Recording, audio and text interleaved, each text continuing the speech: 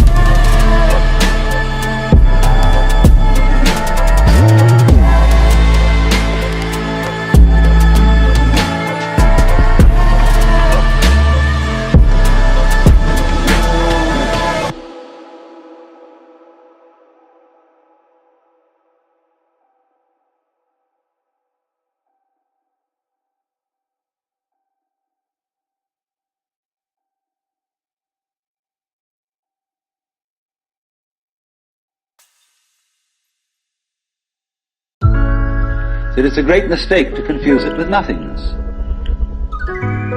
It is rather to be thought of as space, or like space, because space is not empty. It contains the whole universe. And so in the same way, the state of mind of the person who is truly enlightened is not empty. It contains everything.